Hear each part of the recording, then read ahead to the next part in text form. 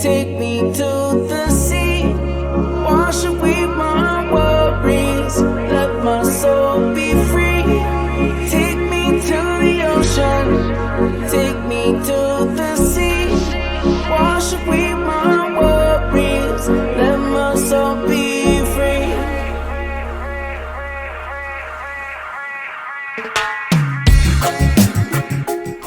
Hello world, I'm Max.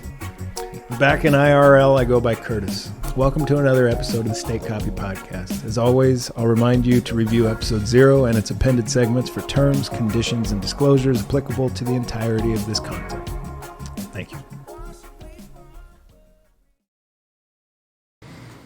Well, hello everybody, I'm back from outer space. Well, not outer space, but Florida and California and a few other places. I had a few weeks where my kid was vacationing with her mother, and I traveled a whole bunch, and it was great. And about a week ago, a friend of mine came through town. We recorded a podcast forever, and this is the first ever episode of State Copy Pod on video with a guest, which is exciting. But it's the first time I ever did it. There's a few F-ups. Not bad.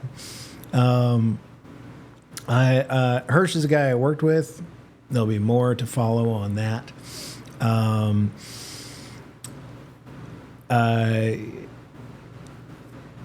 I got myself set up to be able to do sort of a 3-camera show. My camera broke. His stopped recording right in the middle of it. And not only, I'm like, State Copy Pod is a one-man show. I'm the engineer, producer, creative director. This is all me. So it wasn't going to be perfect, you know. I knew that going into it. But basically, it's pretty workable. I spent a bunch of time on the editing just now, and I think it'll be good. But please watch. This is just two thoughtful dudes having a conversation about macro, crypto,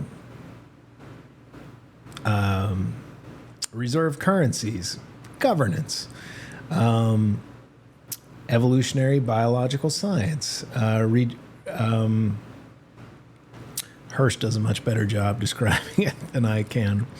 But we cover a wide variety of topics, and I would love to inspire more people to do this. This is part of the whole purpose of my show, is to try and inspire people to... The Lex Friedmans and Joe Rogans of the world can only talk to so many people. We need more people doing this. We absolutely do, and it's more vital than I think people realize. It's not... this isn't just about... for me anyways, the way I think about this, if you've taken the time to understand why I do this show, state capture, state copy, doing rich recordings of humans being themselves, I think is very important for the development of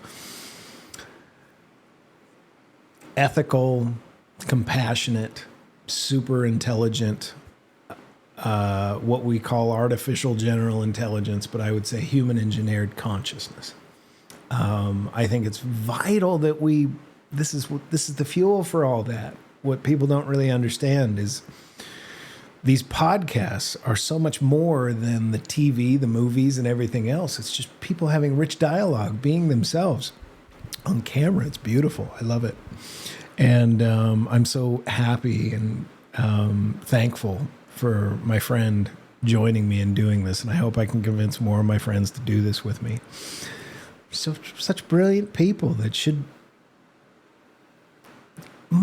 be captured and feeding that engine that's fueling all these large language models. So, this is a great conversation, but this is after 2 trips I had back to back, and I'm exhausted, and I kind of screw up parts of it. I like a thing I do in my show is just talk at length for like long periods of time. Like I doubt many people have made it through start to finish episode of a state copy episode. But I wish you would, because that's how I kind of make it all work. You know, like I start an idea and it takes me a long time to actually tie up all the loose threads that I open in the dialogue with self. And doing it with a guest for the first time was wonderful. Like I loved it. But I'm not very good at it yet, you know? And it's like Hersh is a witty guy, and there's a few points where he injects humor, and it's great. And I can't bite because I'm just too tired, you know? And there's a few points where I really wanted to close an idea, and I just get caught on a tangent because of lack of sleep and experience doing this. So please be patient with me. And thank you so much to anybody who sits through all this, because it's a lovely conversation with a very thoughtful person and me. And if you have questions or comments or anything, please add them. As always, they're open on here, and I really am hoping to do more shows with Hersh, and where we'll dig into some of this at a deeper level. But yeah, I just want to say that. I want to preface this with that. I have a great camera on Hersh, and my camera sadly didn't work the whole time. So I've got the camera that looks at both of us and Hersh, and we'll cut between them. And I'll get better at this as I go. I already know how to fix all those problems. But this first one, huge thank you to Hersh for doing this with me. And to the viewers of the State Copy Pod, thank you. You're just the coolest. And I'll cut now to the show. Thank you. Okay. All right. Yeah. And then... I think we're ready. Okay. All right. Welcome to a brand new episode of the State Copy Podcast. First ever guest of my show, Hersh Goel. Hey, everyone. Dr. Hersh. So, Hersh. Yeah. I've never done this with a guest before. I've never come close to doing anything like this. We're strangers in a strange land. We will figure it out. But yeah, there's a whole bunch of etiquette around like thanking your guest, and like at the end, I'm probably going to screw all of that up. So I'm going to thank you now, like emphatically. Thank you for coming and doing this with me. No problem. We're going to talk about, a whole bunch of things probably, but generally, I should provide some background. So Hersh and I, we worked for the same company. We were at a startup together that was bought out by a large company. And now we've moved on to, the next adventure, both of us, but remain really good friends. And Hersh comes to town where I'm at from time to time and agreed to do this with me graciously. And so I'm just really happy to have you here doing this with me. Yeah, well, thanks, man. Yeah. I just thought it would be fun to try it out. Absolutely. I mean, I love the State Copy Podcast, so I'm might glad. as well come on. That's like, I would love to actually, so I've never had the opportunity to sit down like in this format and talk with somebody about like the State Copy Podcast. Yeah. Like I typed it into Chat GPT and Bard. I was like, okay, well, you can connect to YouTube and get transcripts and all that. Tell me what's the State Copy Podcast. Bard told me that it was it had great information informing the world about the danger of the state, the deep state. Oh, yeah. I'm like, Bard doesn't listen to a lot of the things that it talks about or read. Yeah. Right. I think what it's doing is it's just skimming across the top, and it's going state, this has got to be some deep state stuff. Right. I'm like, man, you really missed my podcast if that's what you walked away with, Bard. But I'd love to dig into a little bit of just like structurally what I'm trying to do a little bit with my show. Yeah. We can do that kind of later. Yeah, that sounds good. Cool. From the get-go, I think we should talk about whatever you want to talk about, man. Okay. We talk about finance a lot. You said you had a couple things on your mind. Yeah. I'm going to warn you. Yeah. So I'm adjusting to a time zone shift because of recent unscheduled travel, and so I'm like a little bit jet lagged. Yeah. And also, this is a very dangerous thing for somebody in macro or economic investing generally to say that they just kind of feel like they know what's going to happen. Yeah. And Yeah. that's the thing. You're not supposed to do that. No. But I've been looking at it so long, I do feel like there's a bit of a people really want to obsess over the little bumps and, bangs along the market. The price goes up 5%. Oh shit. Right. Right. And then it went down 10%. Oh shit. Right. And a lot of it's nonsense. A lot of it's charts don't go in a straight line. Right. They chop. Yeah. So. Yeah. I mean, I guess we could start with that, right? In the sense of, in a way, I'm kind of, I'm like the furthest thing away from an expert. I'm simply somebody who gets interested in it every few months and kind of dives deep into it and tries to evolve my knowledge from there. But what you just said, kind of, I've been thinking a lot about the notion that, you should be convicted but not certain about what's going to happen. And I think that's really helped me because, one of the ways that I got into, let's say in the more recent form of me getting interested in finance has definitely been crypto. Yeah. And you're not alone. Right. I mean, I think that certainly probably resonates with you as well. Yeah.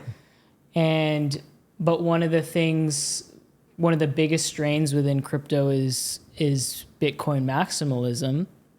Yeah. And which, I'm a fan of a lot of things in the space, in a way, right? If I kind of step back. Yeah. But they definitely, I think, would be in the bucket of individuals who are certain. Yeah, it's the maxi thing. I think that is just such a dangerous place to be. I think that also it does the entire, this is an emergent industry. It's an emergent. Exactly. If you look closely at the Eurodollar, as I know you are lately diving deep as I did, trying to really understand like what is money, how does it flow, how to even if there are problems with the current system, you can't just get everybody to switch in a moment to your hard money, digital money thing, even if you could get people to go for it. There's a bunch of reasons. Well, just one reason, just quickly, is that if you viewed it as simply a top-down phenomenon that has, quote unquote, put the dollar in place as hegemonic, then you could have the corollary belief that you can just switch that off. But it's actually something a lot more complex, and I think you would get that once you start looking at the Eurodollar system, which in many ways was an organic system. It's a system that is occurring with individual businesses who choose to transact in the dollar abroad. Right. And so it's decentralized in many ways, which is kind of an ironic piece because obviously that's what many of us value in something like Bitcoin. Right. Like in a lot of ways, the dollar is the first meme coin. It's the first. Well, I tell you what, it's ledger money. Oh, you know what? Some people say that it's a shit coin, right? Yeah. Well, yeah, it's not wrong. I mean, it's the first shit coin, but it's so pervasive. And it's so, all of its instruments, like for everything that,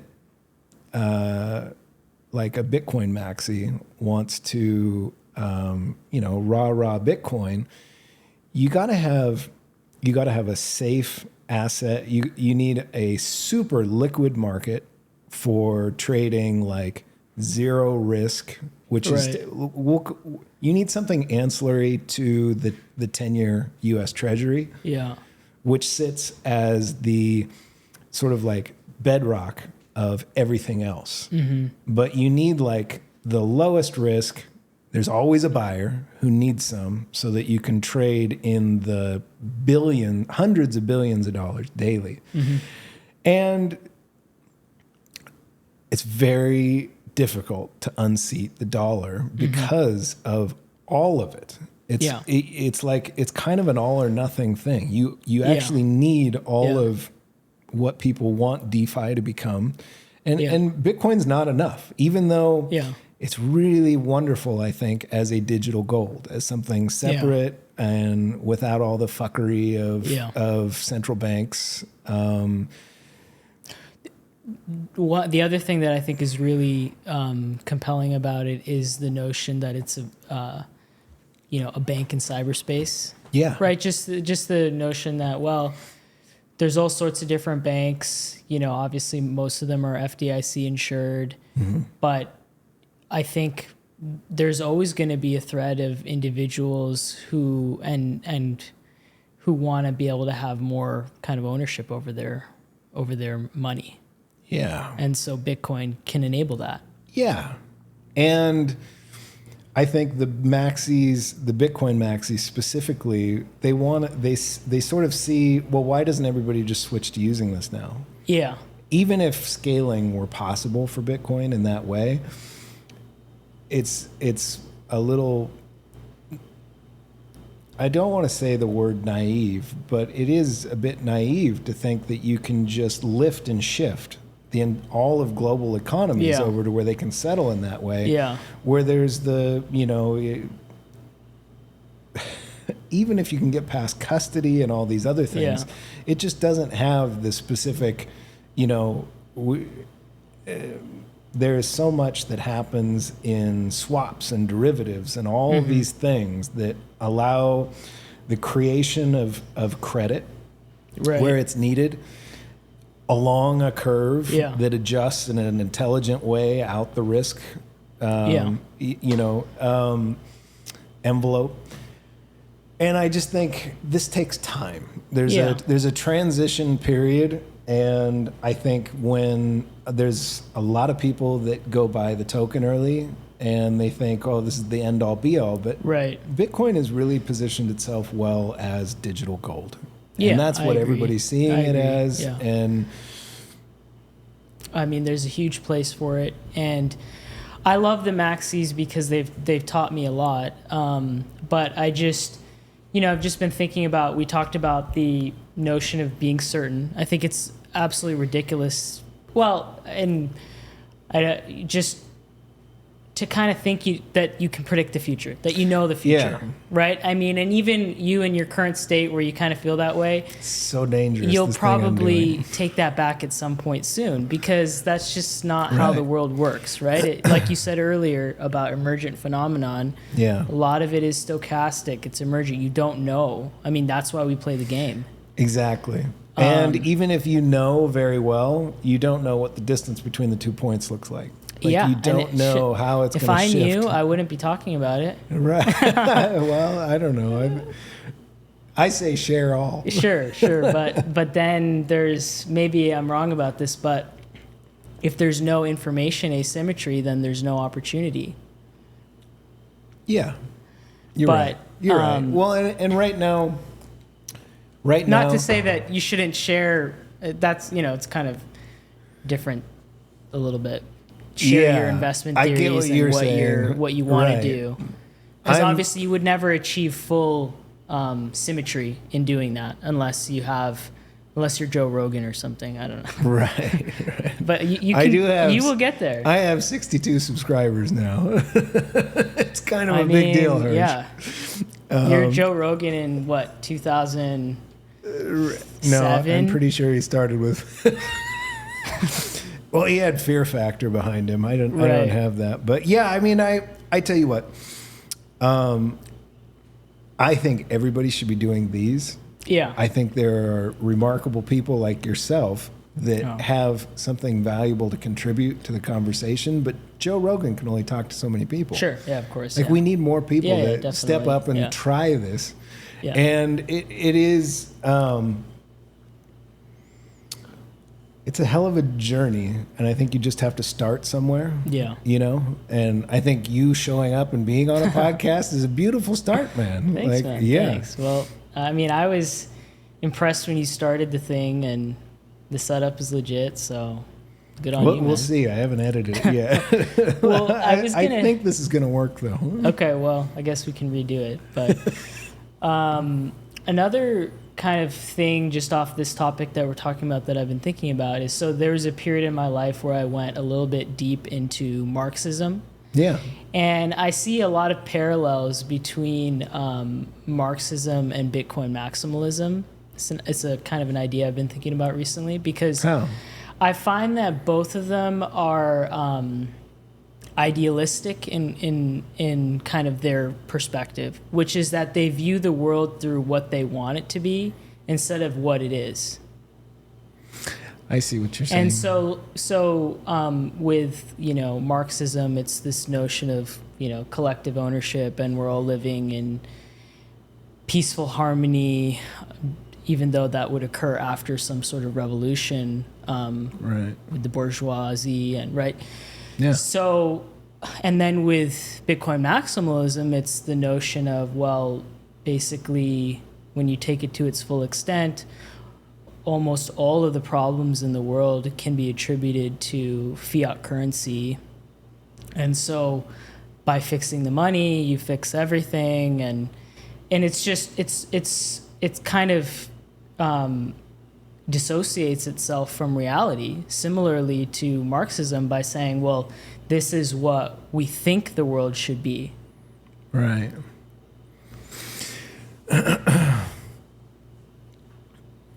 It's easy for me to get distracted in thought about, because, Marxist, I don't know, governance is such a huge thing to wrap your head around, that there's so many facets. Okay. I want to say at this point, Hersh brings up Marxism, and I get distracted by how big an idea that is. And he draws some kind of beautiful connections between the sort of, I don't want to say naive, but kind of innocent ideals of like a governance model like Marxism that we found out it didn't work so well. It kind of broke innovation.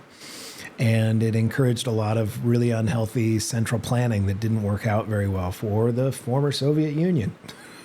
And now we got this sort of hybrid version that China's doing and we'll see how that plays out. I have a lot of thoughts on that. That's not for now. But I wanted to call out that right now Hersh brings up Marxism, and he draws this connection that he's seeing all the Bitcoin maxis do, and he's drawn to that. Like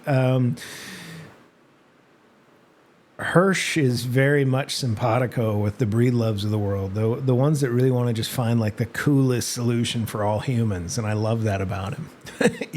And I think that's what he's doing right here. And I just missed it because I was tired. And I just want to call out that we'll come back to that. I think Hersh and I need to have a deeper conversation about communism, Marxism, and that kind of interesting connection that early Bitcoiners, like the maxis, seem to have. And a lot of the points you'll hear me make now around like how much bigger the global economy is than just gold, which is what I think Bitcoin's doing very well, is digital gold.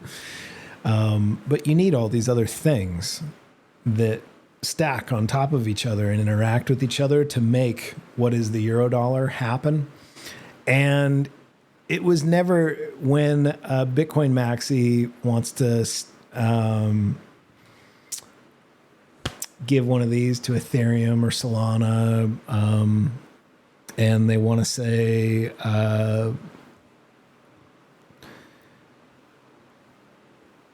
that those things are muddying waters that would be a lot better. I think they're missing a huge part of smart contracts, and scalability is a thing that Bitcoin will never resolve well, and that's cool. It's fine. It's why Bitcoin's very good at being gold. It's great. But you need elastic money, and the Austrian economic model and hard money makes sense to an extent.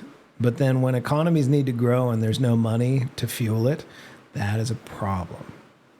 And it's why fractional reserve banking and elastic money like the Eurodollar, it's why we have it and we're not using the gold standard. And gold fits, though. Bitcoin fits. Gold is, it's for boomers and before. Everything is going to be digital. And I think Bitcoin solves that well. And that's great. Good for them. Good on them. I wanted to say that. And then the final thing, I'll add one more of these here in a moment. Thank you for this brief interruption. Well, it doesn't even have to go into governance because, with Marxism, it's kind of the notion of collective ownership, right? Or state ownership of the resources. But it usually led to central planning. Sure. Certainly. A lot of stuff that...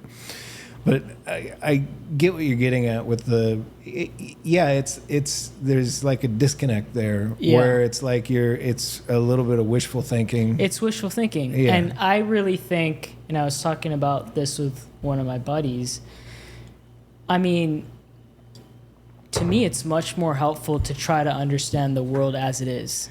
Yeah. I mean, all of the times, what was that? And more fun, yeah.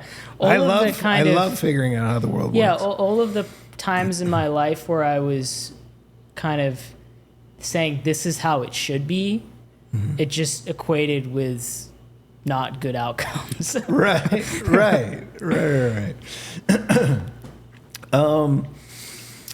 Yeah, and with Bitcoin, the maxis, their hearts are in the right place, and I agree. Which is why I say I love them. They really. I'm trying to remember who's the big. Breedlove. Robert Breedlove. Yeah. Breedlove, just all of his content has been wonderful. Yeah, it's good stuff. I love Safe Dean. I was gonna say one other thing about it. Shoot, I can't remember. But they do. We were talking about maxis, and then I got to Breedlove, right. And I really like the British guy. He's my favorite of the Bitcoin maxis. Peter McCormick. Yeah, he's probably my favorite of the. He's probably the one of the more dude. humble ones out there. Yeah, I like that dude. What Bitcoin did. Yeah, I think. Right. Yeah. And he'll talk to other people. And I thought of my idea. Sorry, finish your thought. Well, no. So what I was going to say, and again, it's kind of like if a Bitcoin maxi would listen to me, and we'd go for a drink. This is kind of what I would tell them in kind of a form of love, because I've learned a lot from them, but just have felt like they're a little bit out of touch in a way. The other reason why I feel, and push back against that if you... whatever you think. But the other thing about that is that I would be too if I had invested in Bitcoin in 2010 or 2013. Do you think it's that? Do you Well, think, I think do you there's think a component of it. There's got to because be a component there's that a they're component sitting of on a it. huge stack of it. Oh my and gosh! they're If like, you like, just do a simple experiment, right, and get 10 people and just hey, they picked a stock and they all of a sudden made it big. They're gonna think psychologically that their shit they doesn't fall stink. in love with their bags. Yes, and so now to have that over the course of 13, 14 years, I'm not saying they all came in 2009 or whatever, but to have that over a long period of time and over the course of financial kind of, vicissitudes and, pandemics or whatever, I mean, yeah, you're going to think that way. And it's intellectual hubris. Yeah, that's what I think it is. And it's like you're painting yourself into a sort of a box of thought. Yeah. And in defending and making a case for it, being the Hornets, as what's his name's always saying, MicroStrategies, the Cyber Hornets. Sailor, yeah. You're it's like they serve a purpose, and it's powerful. And in the beginning, when it does feel like there's this beautiful idea that is Bitcoin, and then somebody just like clones it, and adds smart contracts, and they're like, you ripped it off. And you know what I mean? Like, we can't just make a whole bunch of different kinds of magic internet money, but then they'll go. Well, in that sense, it's fundamentally conservative in that it kind of believes that you had this one beautiful invention and everything else is for naught.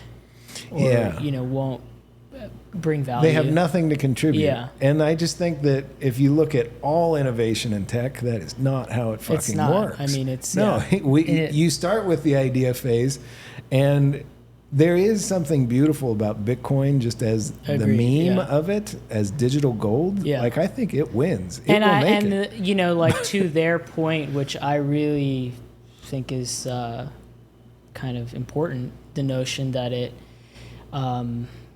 arrived with, and I'm laughing because, so the notion that it arrived completely in a decentralized fashion through somebody named Satoshi. Now, the reason I started laughing is because I feel like that's the perfect setup for something that isn't that. You know what I mean? It really, really is. Well, and there's a lot of people out there that are like, I know that the Raoul FBI Paul the other day whatever. was talking about the CIA made this. Sure.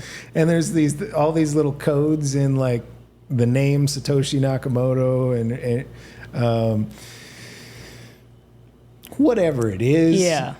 I think that even if there's somebody holding that big bag of a million of them that are Satoshi's locked up coins, and even if it is the CIA, I think if you look very carefully at the Eurodollar, you understand that we needed this. Yeah. And this is the logical technology. Sure. We're going digital.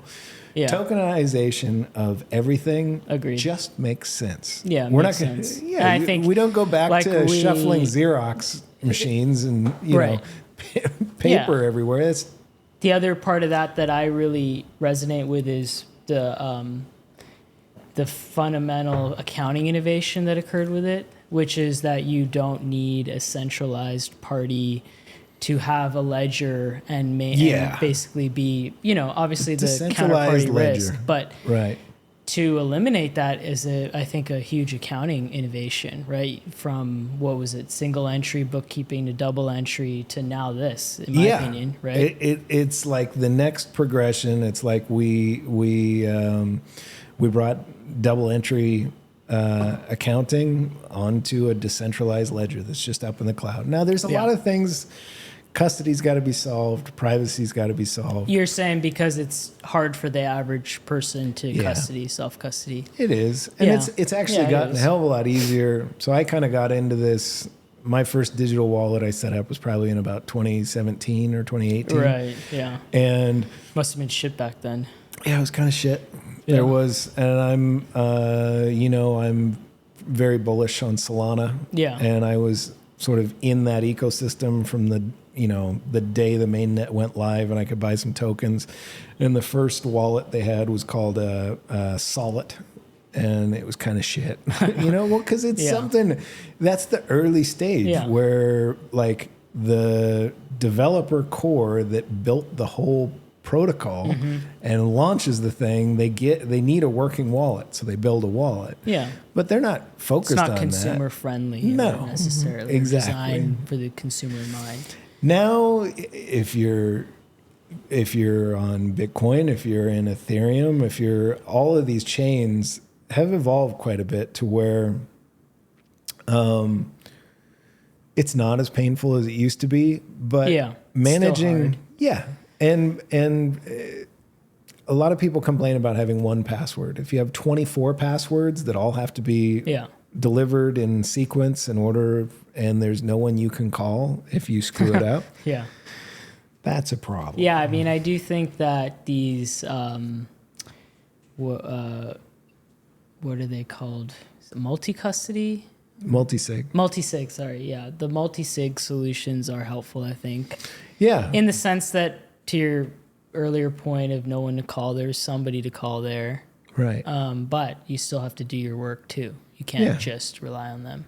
Yeah. Yeah. What we need some sort of CeFi hybrid that is not totally corrupt.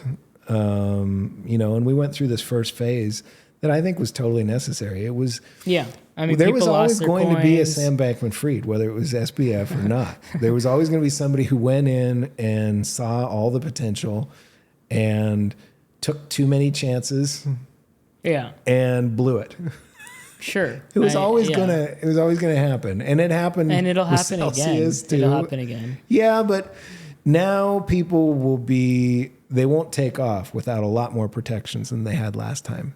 It's like each cycle you learn, and this is just growth of a new emergent technology, and it goes like this. But it's not going to die. This is the thing where people like I have friends in my life that are still like they're still in the extremely skeptical camp, and I'm at a place where I am quite sure that, because that same group of people that thinks crypto's magic internet money or Beanie Babies or whatever, they don't go study their actual money that they're using. And they don't understand how a debt spiral works. They don't understand that global GDP to debt. We're at a place now, I really like Raoul Paul's everything code. Okay. Is that his series of podcasts, or is it something more specific? No, it's something more specific. Oh no, that was he had a series of Unfuck Your Future. Yeah. But it all dovetails with that. But basically what he worked out is that after 2008, an unprecedented thing that had never happened. Okay. Because all of banks failed at the same time.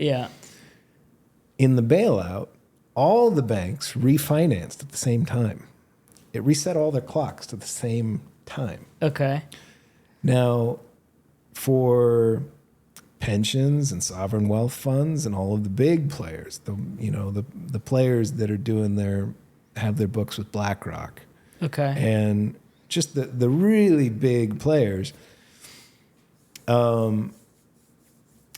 they finance their debt, and so nation states, they finance their debt in 3 to 5 year paper. Okay. And they never pay down the principal. They're just rolling it over each time. Well, when they synchronized all their watches, it created a natural collateral shortage, followed by, and you can look at since 2008, every 3.5 to 4.5 years, we get this same movement oscillation across the S&P and across everything. Yeah.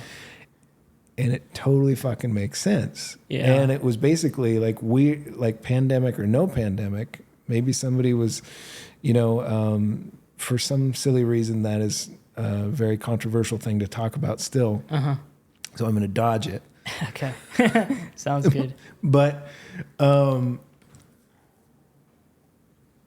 we needed, and the yield curve told you that in March of 2020, money printer was going to go burr. And there was this collateral shortage. There was everything that says governments would need to print suddenly like crazy. And we just didn't know why.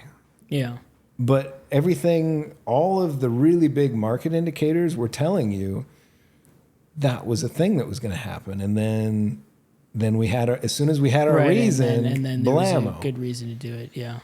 Well, and the thing is we're not getting, our books are not getting better with each one of these events. They're getting much worse. You were getting way more debt. Yeah. And so basically we're positioned for another one of those events.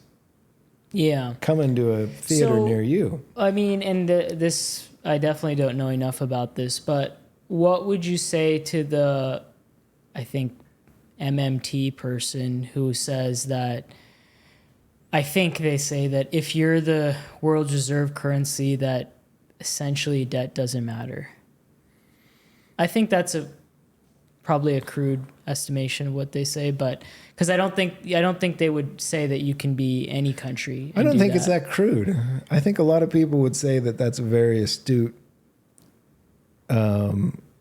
consolidation of kind of what it is. Yeah. It is sort of like if you're the reserve currency, you can just print. But here's the problem: if the foundational asset at the bottom that makes the whole thing work, which is the 10-year treasuries, if somebody doesn't want those because they start to see that there's, as we get to this place where the S&P and the VIX start looking like a seismograph, and it's like when we go through these collateral shortages and when we have nation states that are really in deep shit financially, when you have all of those pressures, it's kind of like I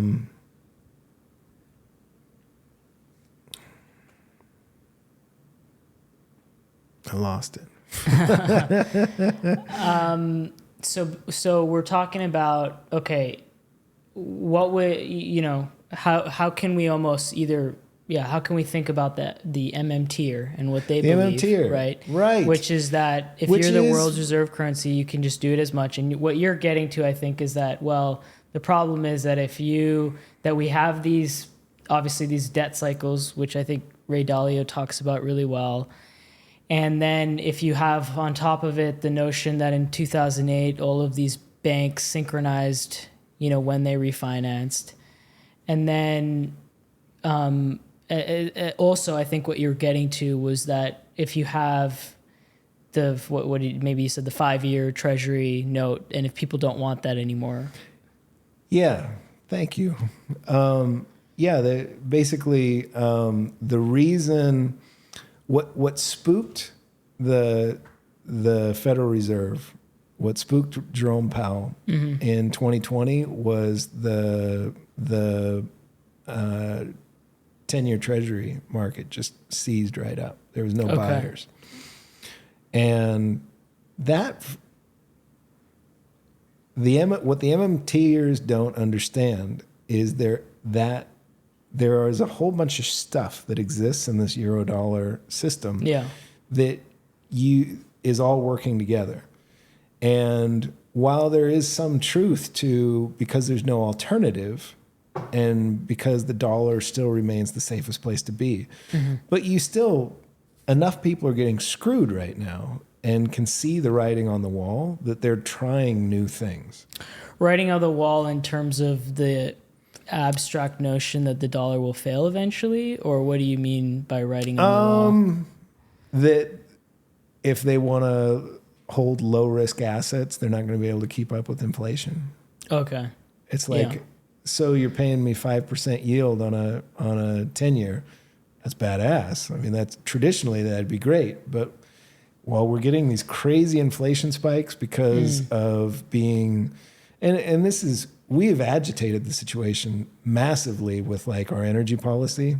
You know, Right. hey, I'm all for stopping the global warming, and as everybody else is. And but I think like humans do, we do it in this clumsy way where we think, oh, we can just tell everybody, no, you can't produce X or Y, Right? Or we're gonna, we'll try. Carbon tax was probably the most sane thing they came up with, but even still, just it's intellectual hubris again to just think that you can do these massive policy shifts and there won't be any repercussions. And then you get us in this place where now suddenly you didn't invest, you laughed at the Republicans.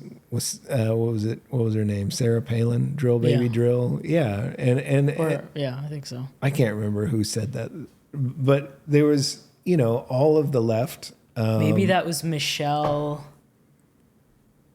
There's another woman who's Bachmann or something like that. Yeah, maybe that was her. Yeah. I don't know. Domestic politics is such a fucking joke. I mean, but there was a time I took it very seriously. Yeah, I think probably all of us. But if I want to go to a play or something like that, I might just turn on something about domestic politics. It's entertaining sometimes, especially if Donald Trump is in the game. I mean, it's not going to be dull. Yeah. Oh man. But everybody thinks it. Well, it's like it is entertaining, but it does actually have real. There are ramifications. It's both. It's kind of both. It's ideas at the same time. It's a circus that should not be taken seriously. Right. And much of it is just a whole bunch of people blowing hot air at each other and not doing much. But occasionally they do something like they pass legislation that hobbles an industry for like shale. Yeah. I mean, there's no doubt that I guess another way you can think about it is what is your return on investment if you're basically paying off the government, right? Have you ever read the book? I'm blanking. Sovereign Individual. I haven't. That's on my list. Yeah. Yeah, that's a Breedlove. Yeah, he has it on his list. I think it's a great book. Really helped me a lot. But so one of the kind of central thesis of that book is that now I'm forgetting some of the terminology they use, but they study a particular form of politics where they're trying to understand kind of these broad shifts in human affairs. Yeah, let's call it. And so, and they analyze politics through the lens of violence. And so it's interesting because, that's almost a very much traditional, I guess I hate all of these terms because they mean nothing, but leftists would certainly kind of identify with that, especially anarchists and individuals like that. Mm-hmm. And they certainly are not, these authors. But so it's an interesting notion because what they're saying is, hey, we want to analyze politics through what we think matters the most, which is violence and the ability to compel others to act. And that, when we do that and when we look at kind of the last several hundred years, what we see is that there was a period, I want to say they stated it as something like 1500 AD to the fall of the Berlin Wall, that in that period there was extremely high returns to violence, meaning that if you could enact violence on a large scale, it was really profitable for you. And so that this kind of led to the rise of these really large centralized governments where efficiency didn't matter as much as overall effectiveness. Right. And so that, you could, and so just going to close off the point, it was like you had this period where if you could be a politician or take some sort of controlling ownership stake in government, it was super profitable for you. And that their thesis is that with the rise of, information technologies and, computing, that the rate of or returns to violence are going down. And so that it's going to result in a society where you have more sovereignty as an individual. I love the future. Yeah, and so just the point being that if we can get over our, oh shit, everything's changing. Right. Change. No. Yeah.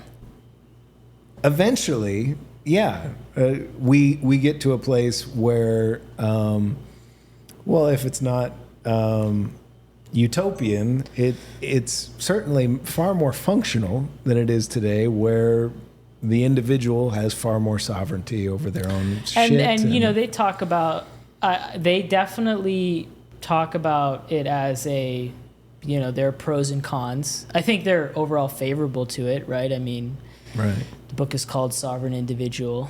But just getting back to the government thing, like there are still returns to corruption, if that makes sense. It's kind of like every dollar you put into the government, what do you get out of it? Right. And if you kind of map that out over time, their argument, I think, would be that, hey, it hit some sort of peak in this period and now it is going down, but it's still high. And they don't say that, oh, it's going to occur over X number of years. I think that's one of the things that I like about it, is that they say that, hey, no, we can't predict like how long this transition will occur in, and there's going to be a ton of kind of tough times in that transition, which they would probably situate some of the craziness, if we can say that, that's occurring now or whatever.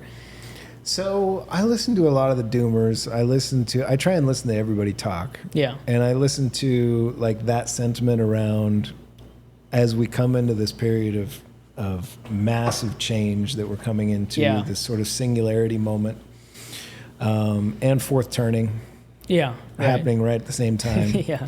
Most of them, turning. it's like, I feel like I hear the enthusiastic, the bulls are, no, this is singularity, it's not fourth turning, we're going to have massive deflation because like everything's going to get Raoul cheaper. Yeah.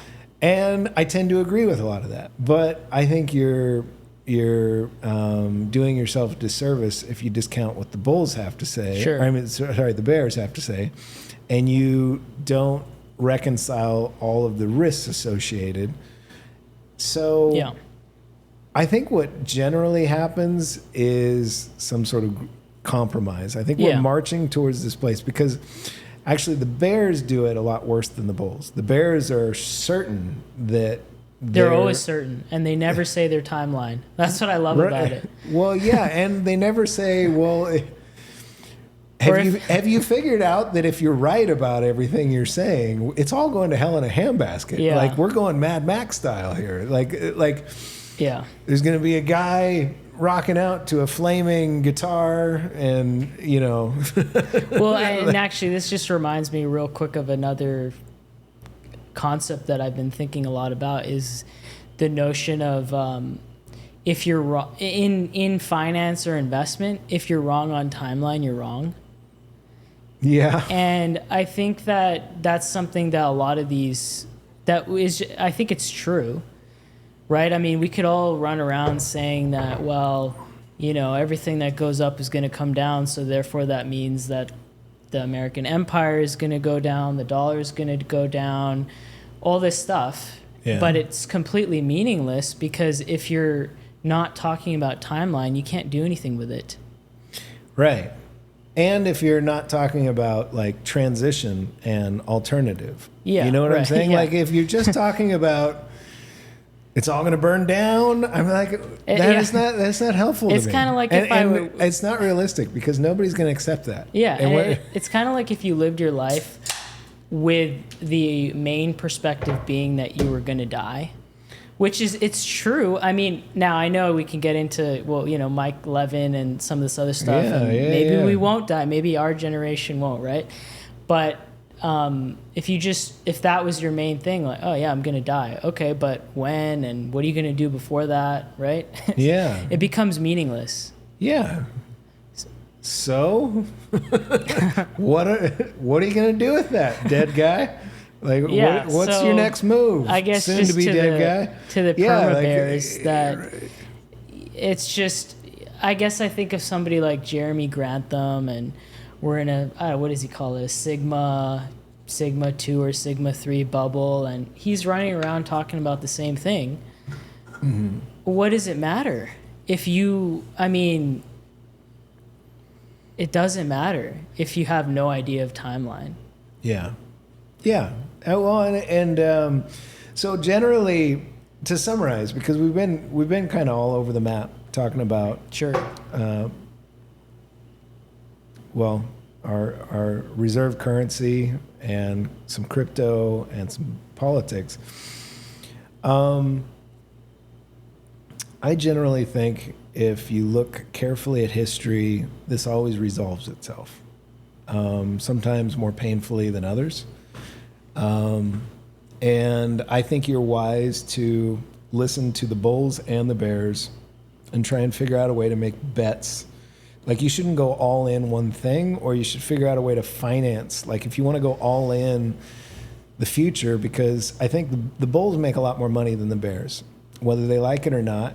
Now, I don't care how clever you are at being a bear. Mm-hmm. I just don't think you're going to make as much money as the bulls will. Yeah, I think that's true. If you're a good bull, like if you're good at being a bull, right. Like if you're good at really understanding fundamentals, understanding like market cycle, yeah, and you've got a lot to your game, I think you'll generally do better with that than trying to time pullbacks and doing shorts and all of that. Right. That's my take, and it's probably true. Yeah, I mean, I guess if you even just think about it, there's a floor on how much you can go down, right? And make money off of that. Right. And Whereas there's just something about, the other side. And it seems harder to get the timing right because it happens. Yeah. So the pullbacks usually happen like March 2020. And it's like, unless you were positioned for that like 2-week period. Sure. Perfectly, maybe you got screwed. Maybe you played it 2 weeks early. Yeah. You know what I mean? Yeah. Whereas, I was really smart in March of 2020, but then I wasn't, right? Because everything went up. Me too, and me too. We can compare stories here in a sec. But it taught me a hell of a lot. You know, it was great. And like, I was going to say what I took away from these things is I don't want to time anything. Yeah. I don't want to time anything, and I want to figure out a way to position my portfolio to where even if it's heavy, the bull case, because like I said, that usually is going to run for a few years and then pull back. Yeah. I want to be... So I came up with like a trend trade strategy I think I told you about. I like CTO Larson's. Shout out CTO. I like his Larson line for innovative tech.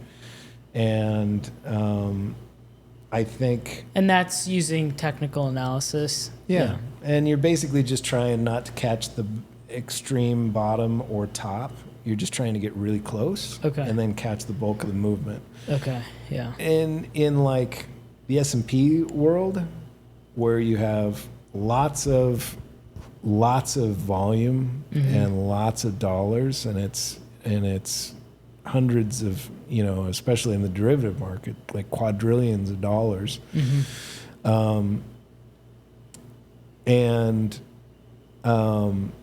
Crypto is still really small potatoes. Yeah. And TA still kind of works there. Less and less, though, as there's more of these things.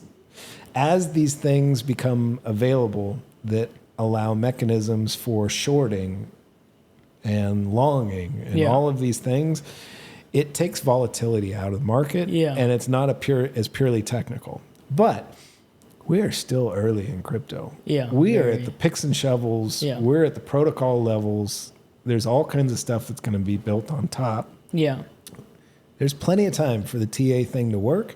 And the TA that I like the best, because I don't like doing that, well, I just finished my 4th cup of coffee. It's 6 a.m. I'm, market's open. The everyday, the I'm daily not gonna trader. do that shit. I don't. I'm a fundamentals guy, and I want to I want to kick back. I want to have no stress at all on any of this. And I got some. What I'll do is I'll just I told you about options for MicroStrategy. Right. I think I got targets I'm looking for there where I might sell some, take profit, and then I'll even buy maybe some volatility. Which is I've done nothing but lose money on, but I only put tiny bets on it, and it's just for oh shit, the market S&P dropped 60% today because then you can capture downside. Sure. Well, and honestly, the bears have a point because commercial real estate is there seems to be an issue there. There is an issue there for sure. Right. And the feds just stress test it, but they only stress test the large banks. Right. And this is it was a little bit ugly, but regional. Or smaller. Right.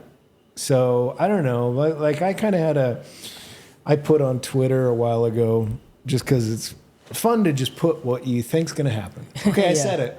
Yeah. And I can be wrong. Then we can audit you. Yeah, exactly. Well, and I can audit me. Yeah. More importantly. Yeah.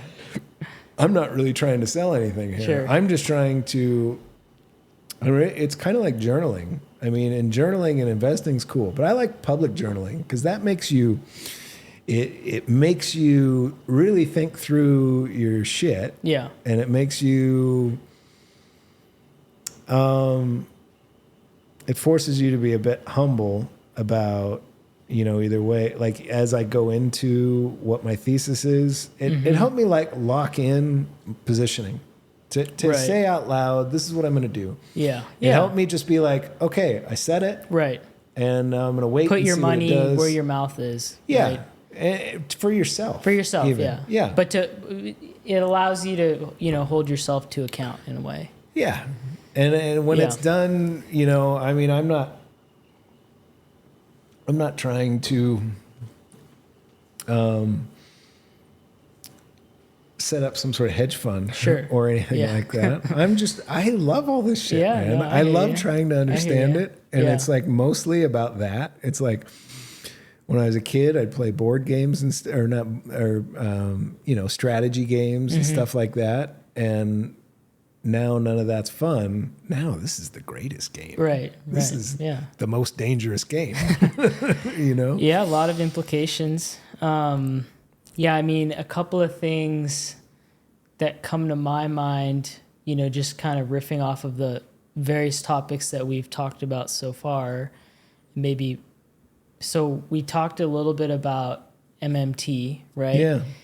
And to tie it to the earlier topic around Bitcoin maximalists, so obviously they are typically proponents of Austrian monetary theory, right? Yeah. A hard money standard. And so what I've been interested in recently is, now my bias is is generally from not necessarily from a just more philosophical perspective, would probably be with Austrians, because they're always kind of about hey, there's no free lunch, and you can't just create money and that sort of thing, and they really hate MMTers, right? But I've been interested by the work of Perry Merling recently. So he's I think he's at Tufts, and he identifies with what he calls the money view, and he has a whole lineage of kind of individuals that he looks to as his forefathers.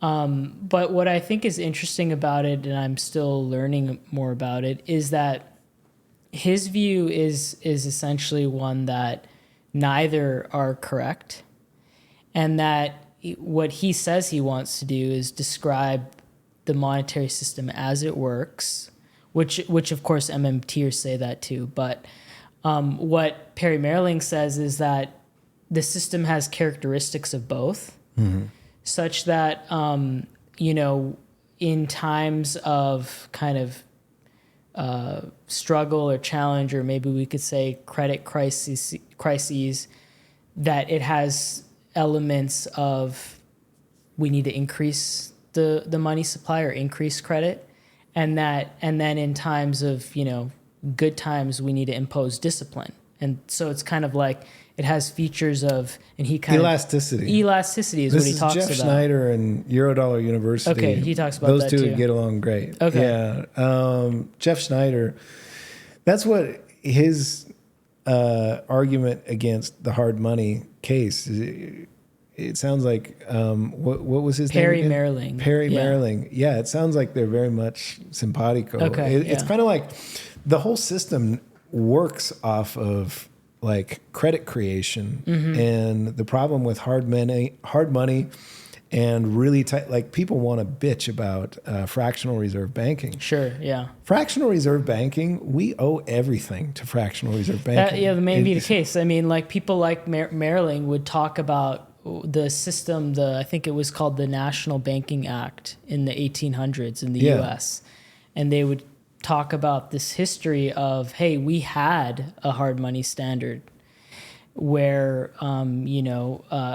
this is around the time of the Civil War. And so I don't remember all the details, but essentially what they're saying is, hey, we had a hard money standard. It really failed and didn't work. And it also led to these really severe boom and bust cycles, which when you were talking about the synchronization of refinancing of the banks, it kind of reminded me of this period, because what they talk about in this period was you had this basically a need for credit and money that aligned with when crops were coming to bear and when they weren't. And we were having really severe boom and bust where when the farmers needed credit, they would take it out from their local bank. Their local bank held monies in these kind of financial centers like New York and San Francisco. That would force them to maintain their reserve requirements, and it would just create these kind of boom and bust cycles. And that was some of the reasons for the formation of the Federal Reserve System. Right. Well, I mean, as I understand it, the U.S. Federal Reserve and the central banks were brought in because they wanted elastic money supply, and they wanted basically to twiddle the base rate knob. And that's really all they do is twiddle base rates. And it's like... meaning the Fed funds rate. The Fed funds rate, yeah, because everything builds from there. Yeah. And it's like... if you believe in the expectations theory. I'm not ready for the expectations theory. Let's go there in a second, because I want to try and tie that thought off.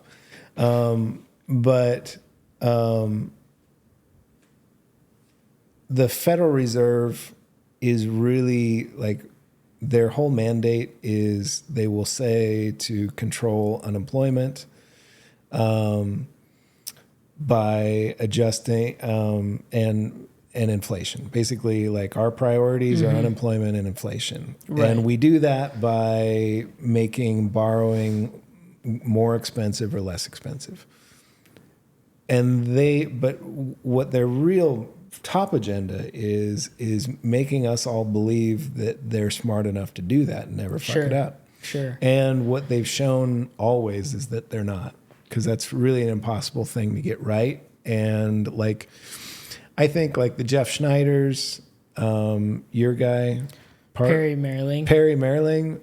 I wouldn't be surprised. The ones that understand elasticity of money and how detrimental it is to economies when they need growth, they need capital, and it's not there. Right. It causes massive problems. Yeah. And it's like the Eurodollar has, the reason it's so powerful is because of that. Yeah. every country's been using it, because you can Right. grow through basically financial alchemy. You can grow your Yeah. balance sheet by creating, you can just create a loan. And as Well, long they as call it the alchemy of banking. yeah. That's what they call it. Yeah. Yeah, and it is. I mean, Yeah. you're basically just growing your balance sheet Yeah. through lending. But then if you do that too much, then you're getting too far out on the risk curve. Right. Then it's time to make it And have some goose those discipline. rates. Yeah.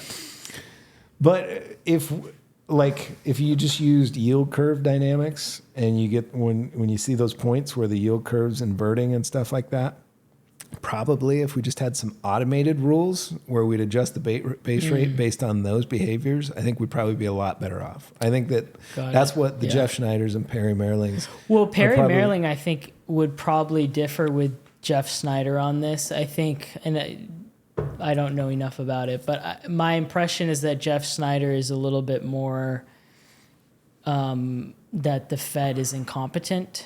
That's his perspective. I think that Perry Merling's view is more that central banking is hard. We've learned a lot from kind of this intellectual history and from our experiences in central banking. Right. And that for the most part, they're doing a good job. Okay.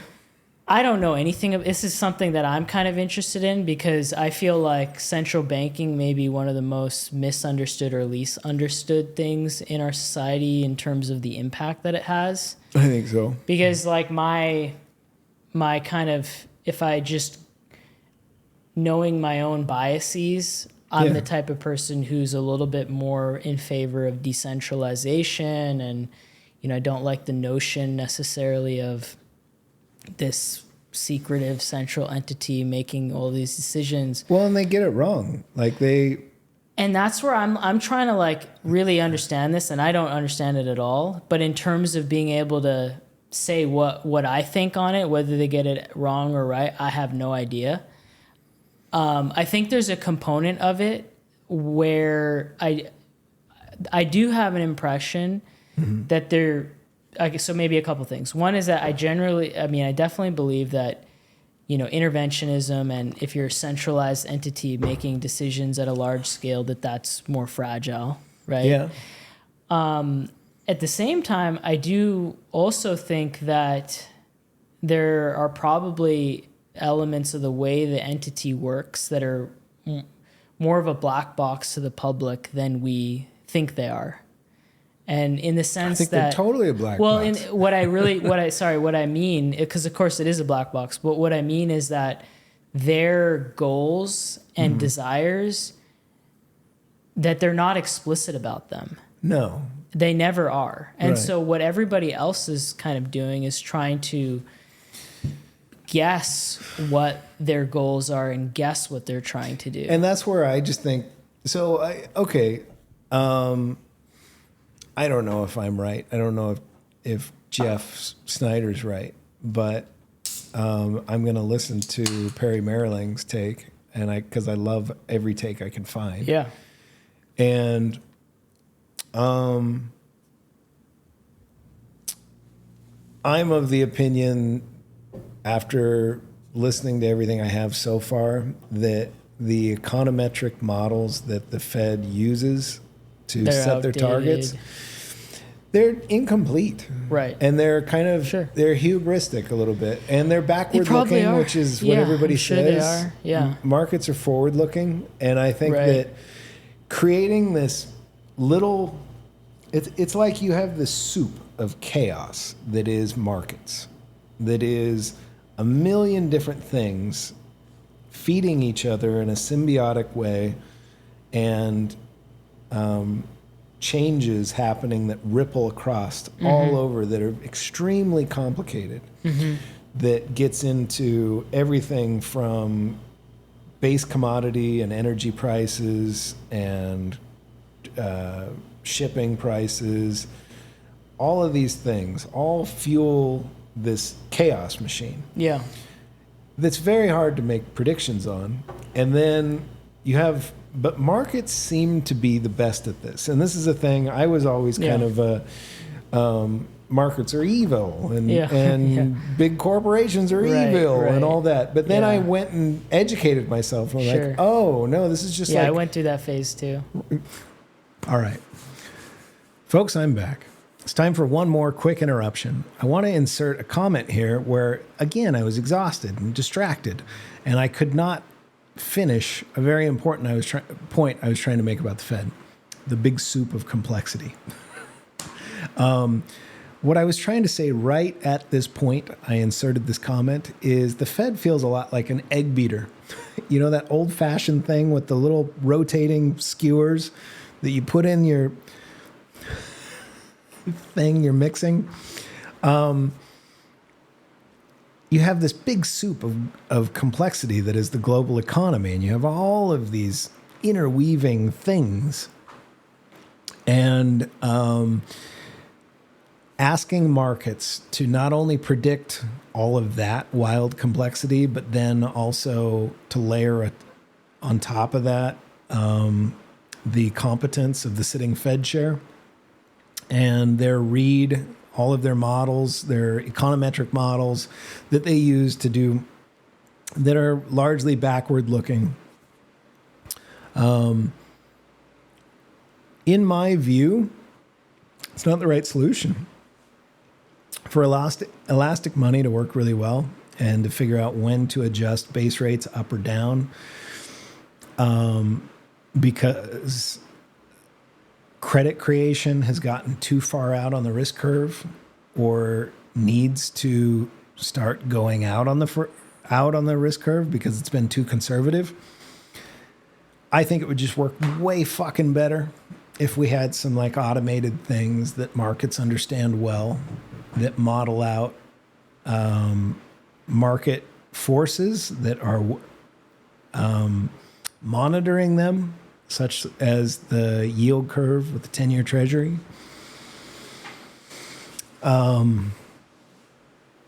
I think yield curve inversions telegraph problems really well.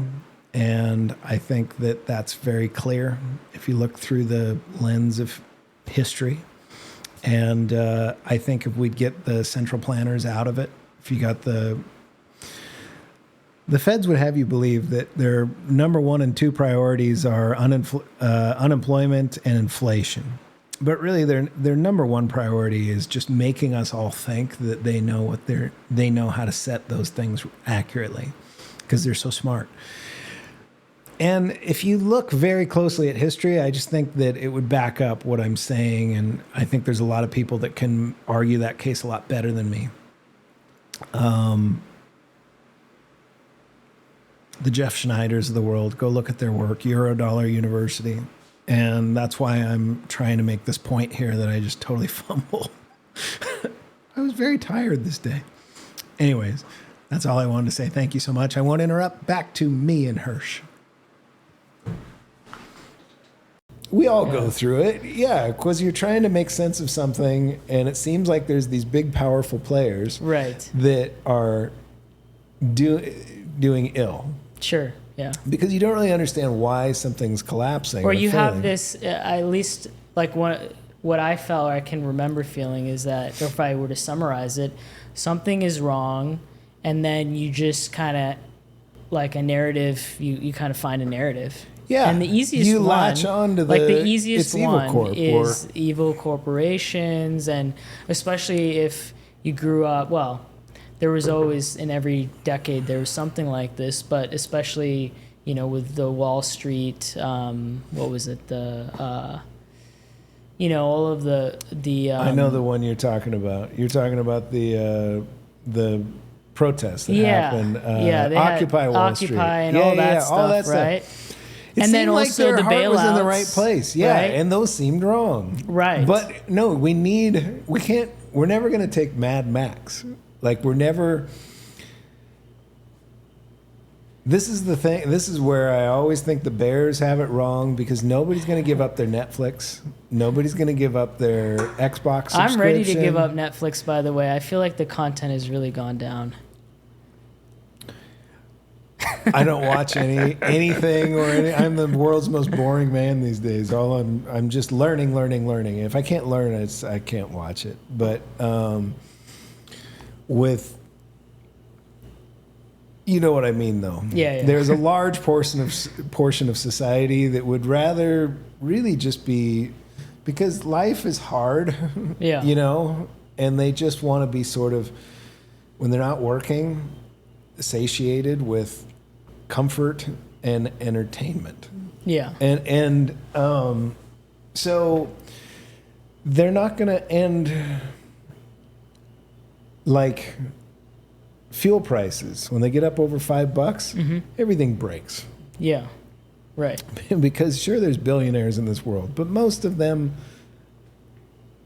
us, are not billionaires. And so those prices start to really affect everything. Yeah. And it's and one easy way is because of truck drivers, and the infrastructure of moving goods in the country is based on, you know, everything ripples out. Yeah. So if suddenly they can't make money doing their job, then they're not going to drive, and nothing moves. So then you're going to pay a premium. Exactly. And then that's going to get factored into the price. Now you have inflation. Yeah. So it's like you have all just these ripple effects of stuff, and people want to sit there and see the gloom and doom route. And I'm like, no, but we never will accept as a society going backwards. We never have. We'll go through these times of horrible war. Yeah. That kind of do a reset. But I don't even think that's on the table anymore, because we've invented technology that makes it, you know, mutually assured destruction really takes a lot of what, I mean, we're seeing, like, this is a full on, like, this is World War III we're in right now, but it's just a lot different because it has to be a proxy. It always was going to be a proxy war because the global powers can't fight anymore. It's not allowed. Yeah. And nobody's going to hit lowering returns to violence. Right. This is good. We're marching along a really, like, I'm optimistic as hell about the future. Yeah. I think we're going to get through it. I lean more towards the deflationary. I think people are going to be shocked at what AI does. Holy shit. Man, yeah, it's pretty remarkable. I mean, I've just been playing around with it the last couple weeks, and I really hadn't before that. I just had no need for it, but it's insane. It's insane. It's insane. Like, I probably some of my best conversations this week, maybe besides this one, have been with the AI systems. Just kind of going back and forth on various topics. It is so... It's remarkable. It's remarkable. We should shift to Mike Levin and all that. I'd love to talk about that. Can we just talk very briefly about inflation for a second? Let's do it. And then let's just tie a bow on... And I don't know exactly what we accomplished in this conversation. I just think it's healthy. I think it's so good for people to be talking like this and trying to just make sense out of it all. Right. You know what I mean? And like aligning, like, what did you learn? Who are you listening to? You know, like... Perry Merling is on my radar. I'm going to go try and reconcile that with, you know, it's like this kind of, and this is why I want everybody to be a podcaster. I mean, or at least, you know, there's going to be some that aren't just, you know, aren't going to be your cup of tea, but there's going to be one you really like. And there's going to be a group you can vibe with. Yeah. And the fact that we can all do this, and this is, well, this one took a bit of hassle, or this setup is a little bit, I'm hoping it all works when I get down to editing. but I got this box over there I got to figure out that would let me, like, switch the cameras on the fly. But I don't know that I can do that in the conversation. Like, I think that'd be so distracting. In between then, right? Yeah. Like the way this works. The different cameras. I got 3 cameras. Yeah. One's on you, one's on me, and one's on both of us. So it's like what that looks like when I edit this. Can you have ChatGPT just splice them together? That sounds like a good idea. That sounds like I'll ask it to write me that app tonight. Yeah. Yeah. Okay. That's cool. Yeah. Inflation. Let's go back to Yeah, inflation. I just want to talk about that a little bit because I just felt like I was coming to this point where it meant nothing to me in terms of when I would listen to one person to the next person. And so, okay, so because let me there was too much crosstalk, or because there was too much of just lack of consistency of definition. Okay. Basically, yeah, just talking about it in a very airy-fairy way, I want to say. So okay, hit me. Yeah, when I looked into this a little bit further, right, there's this kind of classic notion, I think, where the word actually came from, which is, boiled down to too much money chasing too few goods. Right, we all know it's this famous kind of line from Milton Friedman. Not enough money? Yeah, sorry. Okay. No. Did I say that wrong? Too much money chasing too few goods, and then I guess. Oh yeah, that makes sense. The part of it because that drives the price. Yeah. And then the part of it that I guess is often not mentioned. I think this was a speech that Milton Friedman made. Is that money velocity is a component. That it's not just. It's not just those two variables. You have to think about velocity of money, because if velocity of money goes down and you hold, let's say the quantity of money goes up, but then the velocity of money goes down in the same ratio, then you don't theoretically have inflation, right? So, but where that seems to have morphed is, and I think, by the way, that's very much tied with the history of U.S. Monetary policy, where you had this experiment with the hard money standard under the National Banking Act. You had us move off of that with the Federal Reserve Act in 1913, I think. And so there was a lot of fear around the notion of printing money, and a lot of the same stuff we hear today was a fear then, right? I want to say in the late 1800s, you had William Jennings Bryant and his crew who wanted to have the greenbacks, right? They wanted to print money, I think, right? And then you had the opposite side to that. So anyway, the word comes about, I think, as this, as wanting to monitor almost, well, are we being too loosey-goosey with our quantity of money? For purposes of just keeping it, because all the complexity you mentioned is there when you start thinking about velocity and all that. Yeah. Like, they're right to think about everything in those terms, but just to keep it simple, stupid in my head, the way it's a global rise in prices, right? Specifically because there's too much demand on a good that's suddenly supply constrained. Like, I really tie inflation to the supply chain?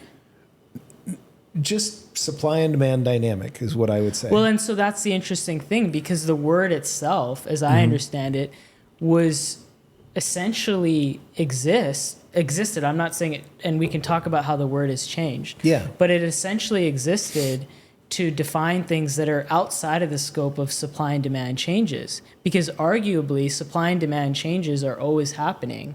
And so therefore, what is the point of, and prices are always changing. We're always doing price discovery. Right. And so it's almost like, well, what is the point of, like, why would you then, so basically inflation came about as a way to describe a dynamic that's kind of outside of the normal price discovery process, because you're increasing the supply of money.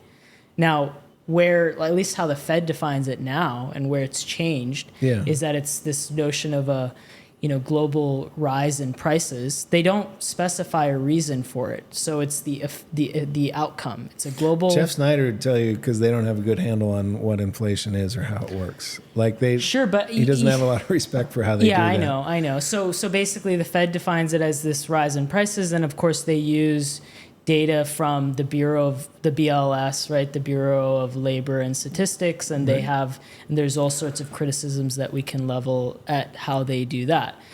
But the point that I'm trying to get at is that I still like it. To me, it's almost like a meaningless concept, because if we think about it from the perspective of, if we were to say, so I know Jeff Snyder defines it as Milton Friedman did. And so if we think about it from that perspective, though, it's like, well, how do you even know how that works when you have this Eurodollar market, which we don't even have a handle as to how much money is in that market? And then you have this, so if we're printing money here, and again, I know Per Merling would say that it's not money printing, you're just expanding the balance sheet, and then They you have always discipline. want to get, yeah, Potatoes. Potatoes. But what I'm trying to get at, though, is that, okay, if we want to define it in this classic sense, how do you really, it's so hard to calculate, because you don't know the interplay between the domestic dollar system and the Eurodollar system, because you can't just say that dollars are being added to the supply exist only in the U.S. They don't. They go overseas, and what is that interplay? And maybe you're losing more dollars to the rest of the world than you are printing them, and so therefore you have deflation, right? But then, and then if we want to look at this notion of a global rise in prices,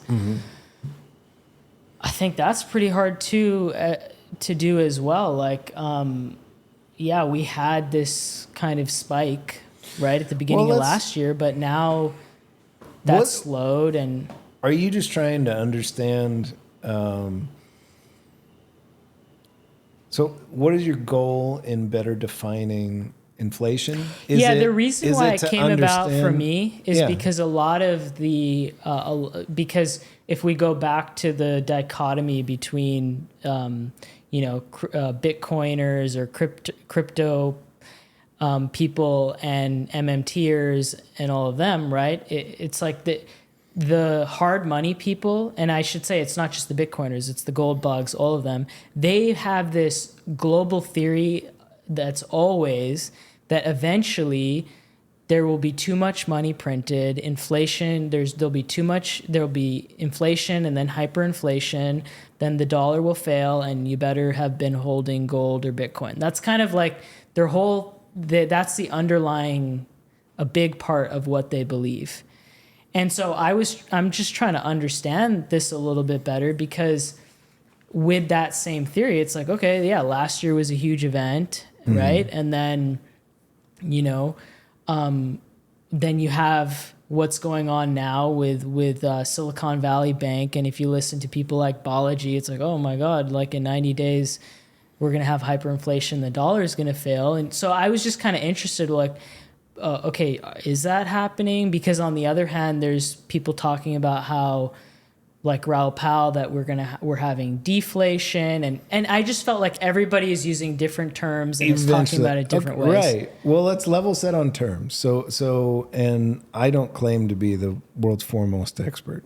Like, I listen to these people talk, and I think there's an important distinction between inflation and debasement.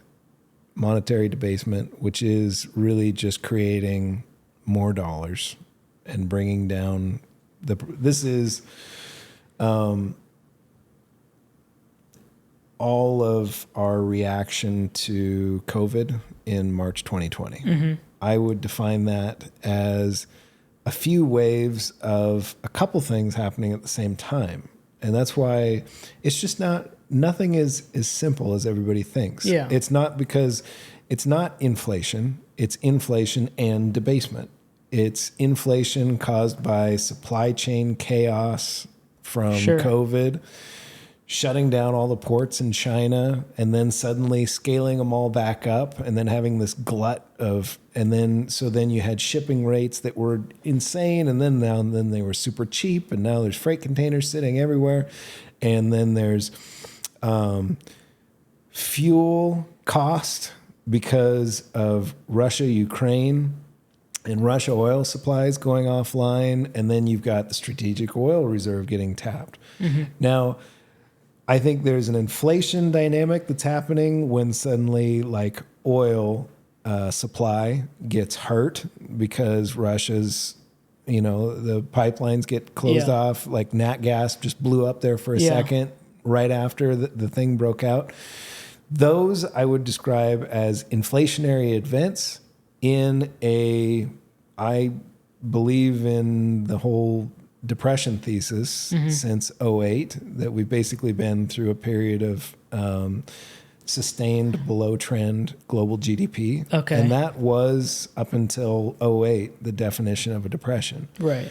And we just, like, if you look at the chart, it looks like a recovery from a real oh shit moment in '08. But if you look, it's not on trend. Like, the trend was going like this, and now it's going like this. That's a depression. It's just a really nice depression, because everybody's pretty comfortable. Our technology has gotten us to a point where Netflix, Xbox, all of this, basically cheap food. People are paying their bills. And so it's kind of gone off okay. So we're basically in a depression. You've got us in this fourth turning moment where global debts to GDP mean that we're kind of in a place where there's no catching up. Like, we're never going to get ahead of the books. The only thing they can do is inflate away or debase away their debt. Print, start a new credit card to pay the interest on the old.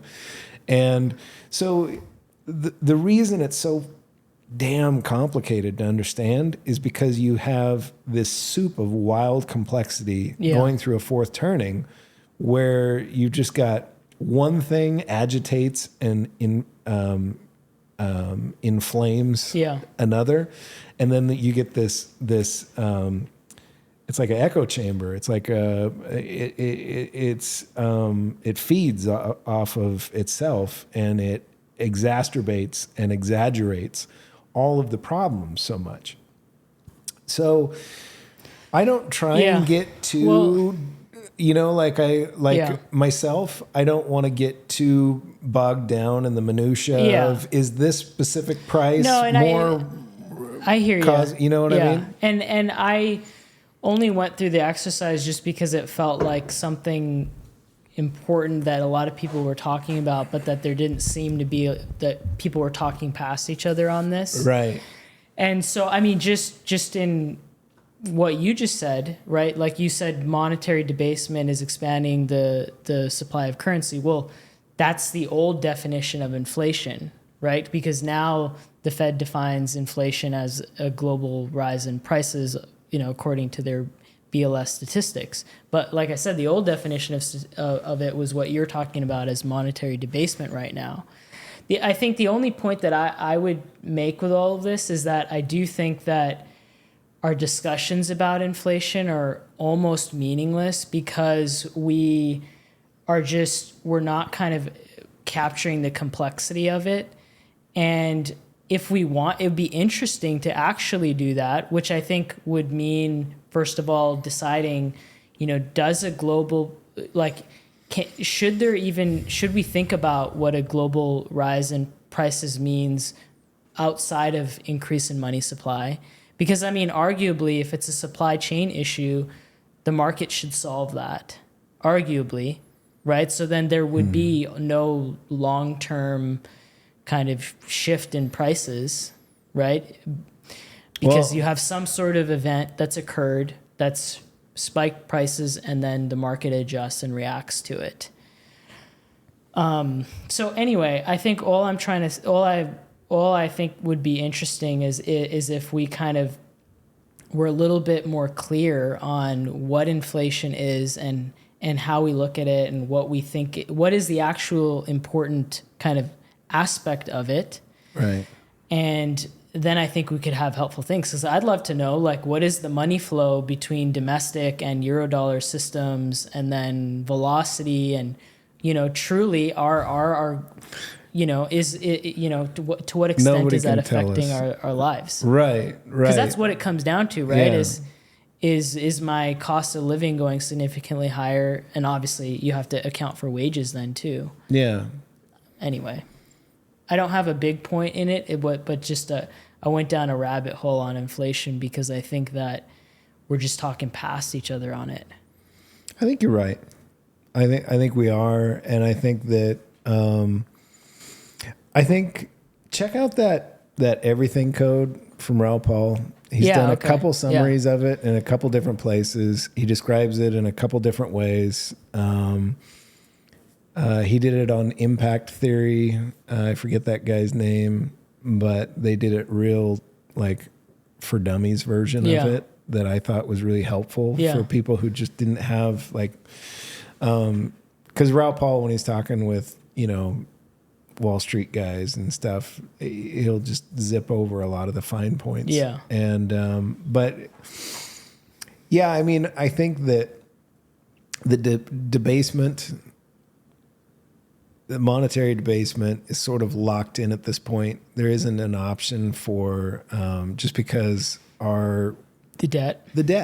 It's just purely like now that the debt exceeds GDP, that money has to come from somewhere. We still have to pay the bills. No Mad Max, remember? We have to. So what do? They just grow the Fed's balance sheet. And that you can say they can come up with whatever fancy term they want. Yeah. But if their balance sheet is growing in lockstep with debt payments we can't make perfectly, what else is it? What about a debt jubilee? They say they always happened historically. Well, we'll see. Yeah, I think it's interesting. Yeah, I don't know how that plays out exactly. I think that I looked at all the other systems out there, and nobody's gonna it's not gonna be like the Chinese yuan that you're not actually. China's in huge trouble right now because in terms of the dollar falling off and it going to yuan. Yeah, it's not gonna. The BRICS nations are not gonna form up and get something, and we're a global economy already. Yeah, we're never gonna accept decoupling. Like there is no decoupling. Right. I mean, I'm sure you're familiar with the dollar milkshake theory. Oh yeah. Yeah. I mean, I think that makes a lot of sense. Brent Johnson's. Yeah. It totally makes sense. Yeah. But I think the system that comes in eventually, I like a lot of Balaji's work. I think eventually we get to something like his network state. Yeah, I think that's. In fact, I think there's I want to say that I almost get the sense that his book Network State is like a sequel to Sovereign Individual. He may not think of it that way, and it may not have been written that way. But to me, I haven't read all of it, but based on podcasts that I've listened to him, it's very similar. It's taking a lot of the logical threads. conclusion to. Yeah, it's taking a lot of the threads of Sovereign Individual into network into his kind of idea. So that. I've listened to a bunch of his long forms. I listened to his Lex podcast. It was like 8 hours long. I mean, I will say, I think his whole hissy fit that happened this year was kind of interesting because it just felt like he took the red pill, right? Or the orange pill, let's just say. Sure. And so then he went through this moment, and he'll probably realize that it's a lot more complicated than what he was saying. Yeah, but I think we are coming up to a moment where it's going to be more complicated and take longer. But he said timeline from the get-go that he was is very likely he was going to screw up the timeline of it. No, for sure. But I think the point that I'm trying to make is that his view is that in contradistinction. Let's pause here. Picking up where we left off. Small snafu with cameras. I told you this is the great thing. It's a great production. Thank you. Well, you haven't seen it yet. I keep telling you. The great thing about doing this with a good friend, the first time I do it, is it takes a lot of the pressure off. Yeah, right. Juggling around SIM cards and whatnot. But it's all good. Yeah, I was just about to say one other thing on Balaji, which was just that that I see a dichotomy between Balaji's kind of view of, hey, I don't know the timeline, but we're going into hyperinflation and the dollar's going to die, and then the Brent Johnsons of the world. Right. And so where Brent Johnson is saying, okay, that may happen, but, don't kind of put all your eggs in that basket. And, oh, by the way, it's likely that in this period, the dollar will probably go a lot higher, and that there's going to be a ton of volatility. And there'll be all this demand for the dollar, right? Exactly. Going through that moment. Right. And so the kind of the biology point of view is more in line with, you know, the kind of gold bugs, the Bitcoiners, the Luke Gromans of the world versus kind of the Brent Johnsons and the Perry Marlings, at least on this particular topic. It's awesome to bring up right there. And the cool, my handbook for dealing with that is to listen to them both. Yeah, for sure. With a really, and yeah, like with all the respect they each deserve, because they're both great, powerful thinkers. And then if we can somehow figure out a way to where they both get to be right. Yeah. You know what I mean? Where both they're right. And then you look for some way you can like strategize your investing to where you're kind of gonna. So for me, crypto's kind of a no-brainer. If I it's agree. Balaji's network state. And I think that's very compelling. That's just where this is going to go. It's not going to be the renminbi. It's not going to be a ruble. It's and there's structural problems with the euro dollar that mean its days are eventually numbered. Okay. And so it's just like, so what does... Where does it go? Where does it go, and what does transition look like? Right. And how do you position yourself to do really well in that transition? Yeah. And I think right now when we're in the speculative stage where it's picks and shovels and you've got no-brainers like digital gold, and crypto, when you take all the risk from geopolitical and nation states bickering with each other off the table, you're replacing it in crypto with like smart contract risk and bugs and exploits and all of these types of things. So having just a really dumb, slow for big transactions on a really inefficient consensus protocol like proof of work, I think is totally like a good thing to have. You know, like it totally should be there. And it means that there's always going to be a place, there's always going to be a home for your Bitcoin. I just think that in these next, because I think we're going to get two waves. I think we're going to get one more decent leg up, traditional crypto cycle, and then we'll snap back. Okay. Because still 98% of the world is not using it, or if they're using it, they're buying it through like a third-party custodian. So it's not really crypto then. Yeah. Well, if I'm understanding you correct, that we're going to see another one of these 80% drawdowns, just like what we kind of always have every few years. Yeah. Yeah. I think that's possible. Yeah. And I think before that 80% drawdown, we're going to see a hell of a new high. And I think it's just starting. I look forward to it. Say that much. Well, I follow a really good thing to get a handle on for this stuff, for your strategy game, is understanding liquidity, global liquidity. And the global balance sheet. Yeah. Cross-border capital.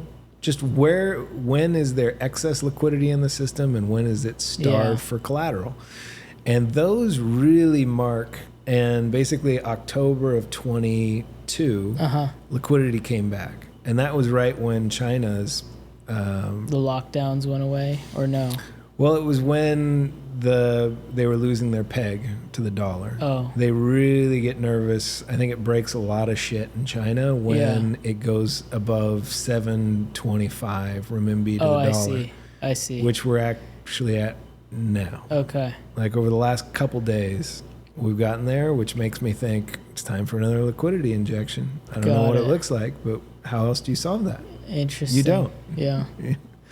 They have to create a story that's palatable to their populace of how they're going to create a bunch of money from nothing to keep their peg where they need it against the dollar.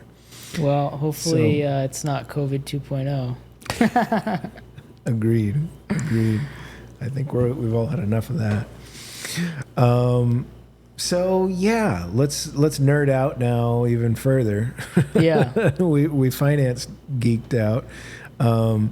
So I mentioned this Mike Levin's work, Right? And I sent you a couple videos. You checked them out.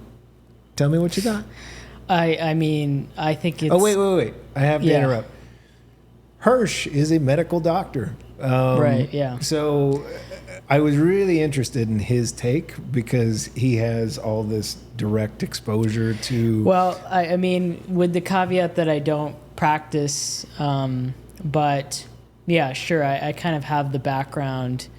Mm-hmm. I thought it was one of the most transformative things that I've ever heard in the field of biology and regenerative medicine. And I mean, should we talk a little bit about what he's saying? I mean, I'd rather, I would rather shut up and just hear how you heard it. Okay, and sure, then let's jam a little on that. Sure, so yeah. I mean, give me like because I'll tell you. Yeah. Yeah, it totally blew me away. Yeah, it too. totally blew my mind. It changes everything. Yeah, basically, this kind of notion of, all right, you have the traditional notion of looking at cells and looking then at kind of looking at receptors and then kind of moving that forward and, in this kind of emergent fashion versus what he's saying is that, there's this notion of a morphospace that can, define, let's say, the morphology of an organism that is something that we think is according to the genome, but we have up till now not actually ascertained that. And so his kind of argument is that you have this, morphospace, which he ultimately talks about as really bioelectric patterns, which when he goes a little bit further talks about the fact that you have these various channels at the cellular level, for example, ion-gated channels, and that they can communicate through signals like calcium, and then you get these electrical changes. We often kind of think about that in the neurological standpoint, but he made the really interesting point, which they don't definitely, all of this is not in kind of the medical curriculum that I'm aware of, but he talks about how, really there's no difference between a quote-unquote neurological cell and a neurological cell, that they all have this ability to kind of act based on electrical potentials and kind of change their state and change the state of cells around them. And so I think maybe just a little bit more background on what he talks about and then why I think it is so important, or will be, is that he talks about the notion that you have these, and I forget the exact words that he used, but you have these different states of, that go from, more simple to more complex. So you at the cellular level, and then multicellular level, and then at the organismic organismic level. I guess it is orgasmic. Totally. But he kind of talks about how you can see intelligence at each of these levels. Yes. And that was the one that blew me away. But it's logical. I mean, when you look at what we just those don't think things about are it doing, in that way. and we take it for granted. We just go, they do, somehow they know what to do. Right. Well, dig into that. How do they somehow know what to do? Right. And this, his work just blew me away, because it was like the first time I heard somebody really tackling that problem. And for me, the significance of it is of layers of consciousness, of a bunch of cognitive agents that are basically working to do a thing. Right. And the idea that we can learn to communicate with them better than we do now, to work together. Yeah.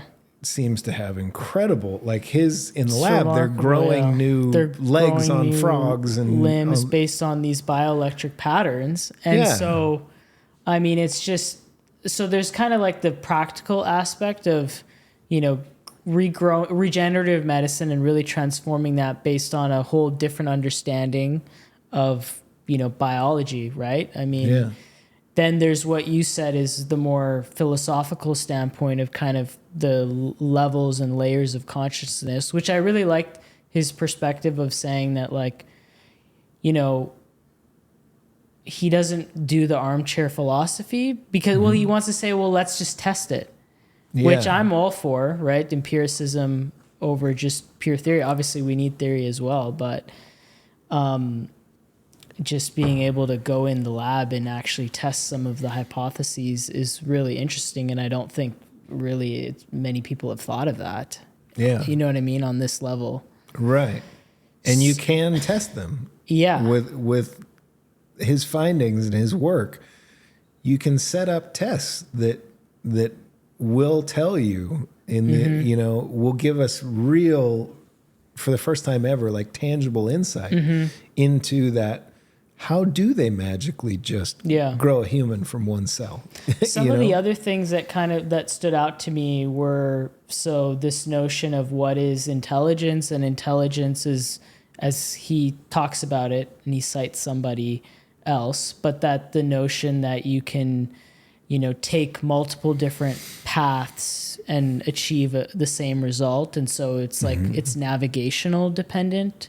Right. Which I thought was really interesting, because his point being that when he studied these different organisms and their embryological formation, that they could kind of make these, let's say, perturbations in their development, and yet they could still adjust to them and form correctly. So, for example, on a tadpole, they might move the eye way far away from where it's supposed to be, and yet it would still form there, which suggests that there's some sort of predetermined pattern or plan that is right. That is kind of, that it's not defined in the genome, because we know that the genome just codes for proteins, right. and those proteins then kind of assemble and we form muscles and the various tissues, but we don't know how they form as a holistic unit.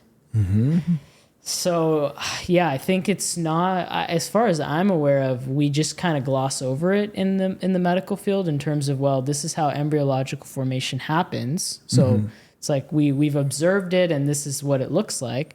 But as to the why, well, there's genes, and then, they're related. But we don't really talk about it.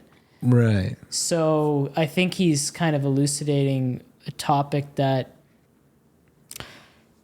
probably most people in the medical field have not even really thought about, unless you're in regenerative medicine, because then you're trying to figure out, well, how do you regrow limbs, and, how do we make sense of the fact that some organisms can regenerate more than others? Right.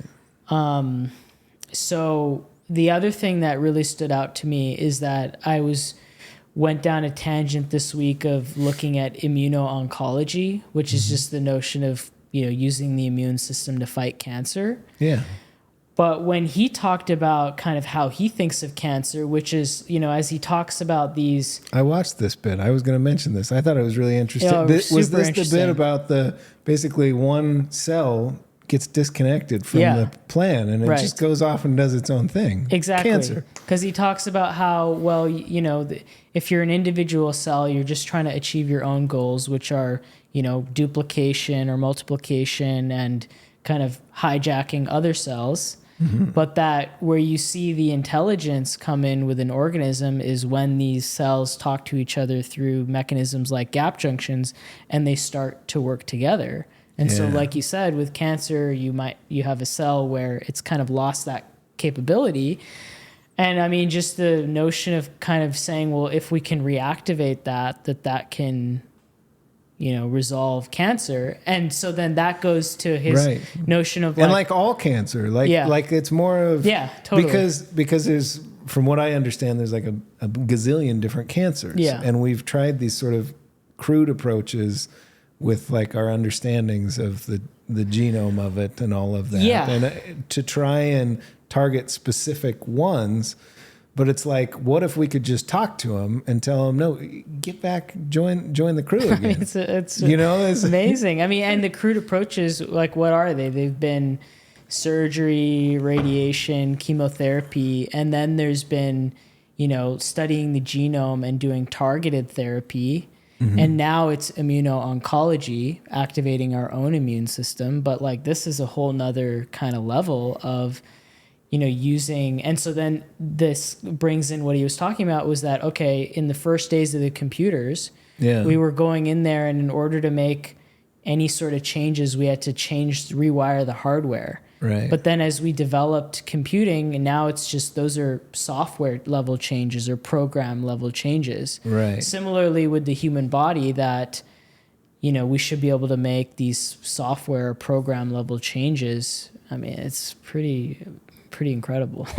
I love the future. I love this time we live in. It's so cool. Yeah. And I love that it is a little frustrating that nobody cares. You know what I mean? Like, no, why do you say that? Well,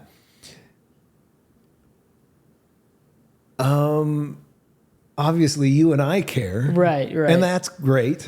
But there's so many people that don't even realize. Well, I wouldn't have realized had you not pointed it out to me. So he clearly needs more exposure, but he's got his company, what is it, Morphoceuticals? Something like that. Yeah, and he's also, I think he's a tenured professor. Let me get some Tufts, shares of that company. Yeah, right. I come across these guys every once in a while where I'm just like, holy shit.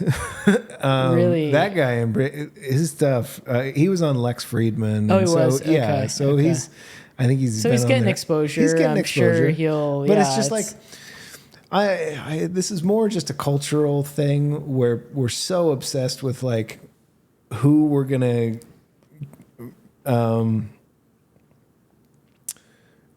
put on the chair for COVID. And you know what I mean? Like, like not just simple left, right, but also like being mad at stuff that already happened when all of this cool shit is just right around the corner. Yeah, it's true. And society really wants to focus on, how AI is going to help people construct horrible pathogens in their garages. There's a lot of doom and gloom, but there is also a lot of fucking awesome. Oh yeah. For sure. We really could just medicine could change radically with that.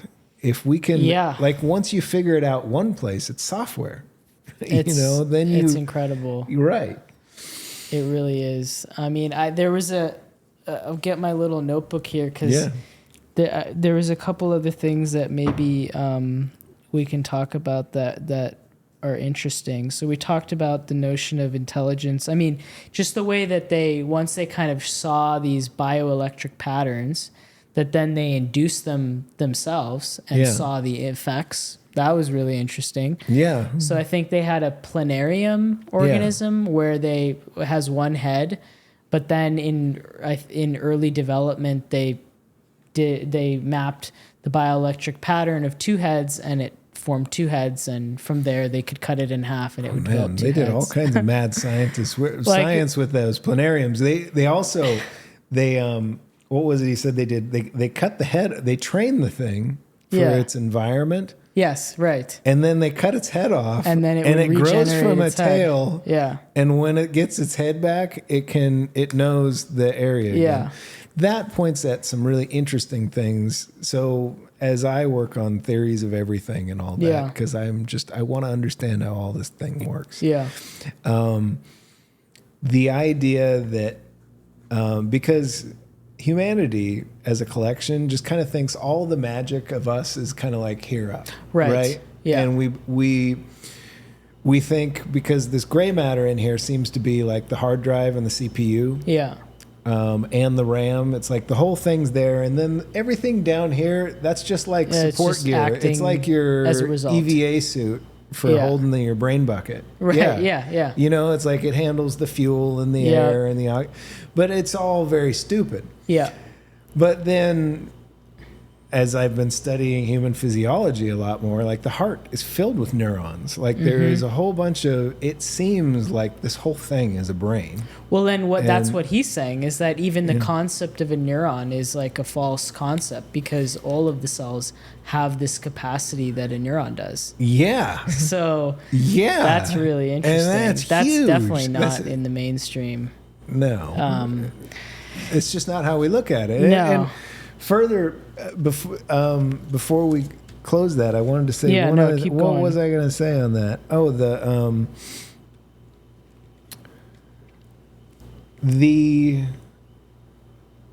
so I know the cognitive light cones thing was really a radical idea to me, that we're just kind of layers of cognitive agency bundles.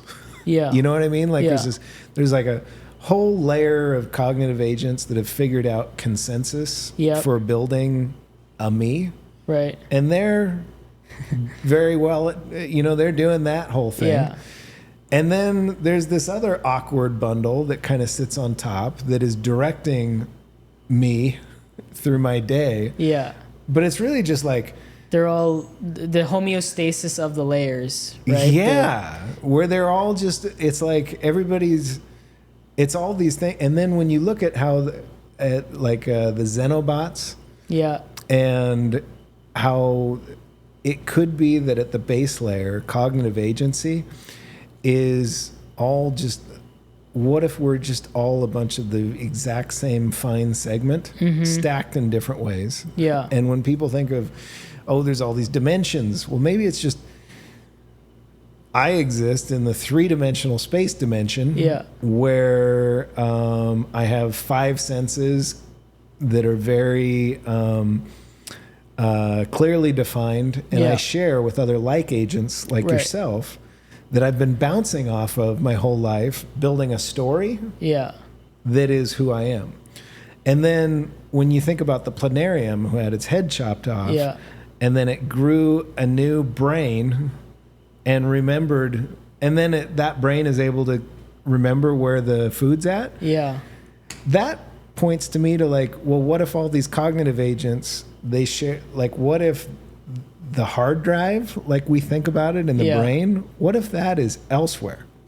Right. Because the planarium, if it can just grow a brain back, what if the brain is a radio? Well, it's not a hard drive. I liked what he said, because he said that around the question of do we live in a simulation, he said, well, there's no way we don't, because we have these... That just means we understand well enough what we are.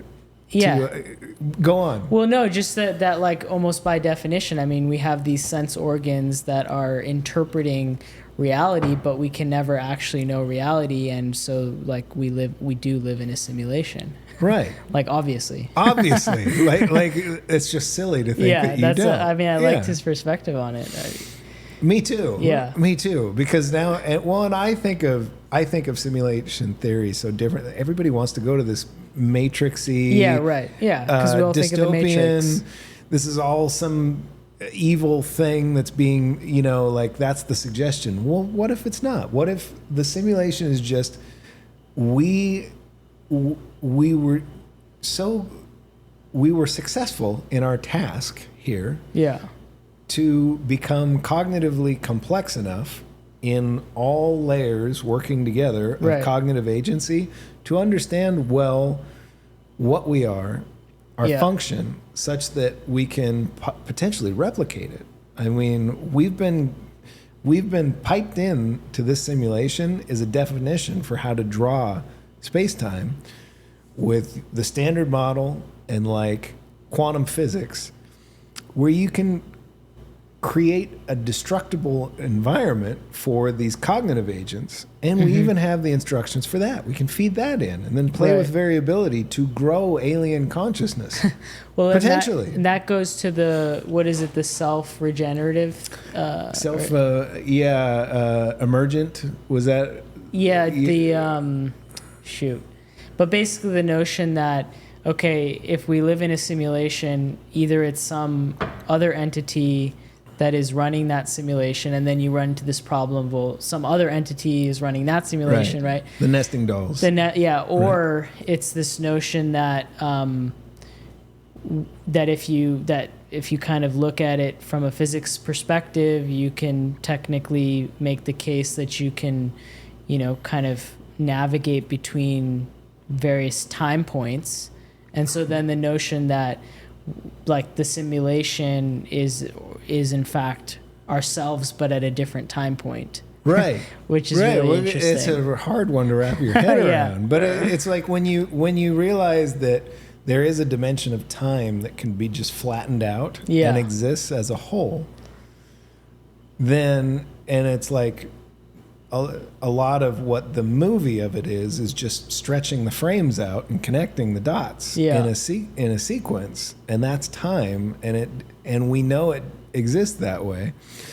It's all just very interesting. I mean, it gets you to much more concrete, tangible understanding of what you are and what all this shit is. It definitely does. And the other thing that really stood out to me was when he talked about, so the notion of these cells kind of working collectively, right? And when they're not, you have cancer and you have other issues, and then you have this homeostasis between these different scales, right? But then he was talking about, he often gets criticized because people will say, so you're just saying that when everything works together and basically for a collective aim versus the individual aim, that's what you're saying. And he's like, well, no, that is important, but then obviously taken too far, it presents its own challenges, which at least we've seen on a societal level, just tying back to our conversation on Marxism. Right. But that's just interesting, is kind of these cells and how they communicate together, but then at what level does it actually break down if there's too much collectivism in a way? Right. We're going to save for part 2. Let's do that, Hersh. This has been an amazing conversation. Yeah, man. Thanks. Thanks you for having me. Doing this with Appreciate me. It. It's fun. We covered many topics, financial and some macro, some crypto in there, and we finished up with some just groundbreaking biological science, regenerative medicine, but also tying into philosophy and cognitive agency. You are welcome on the show anytime. Thanks. Next time you come into town, let's pick up where we left off. And sounds good. To everybody out there, I think you're the coolest. Thank you for tuning in to today's show. Thanks. All right. Now it's coming around, you're feeling cut down and in the ground, and so we all come together. We making a sound, we sing. Look at all this love we found.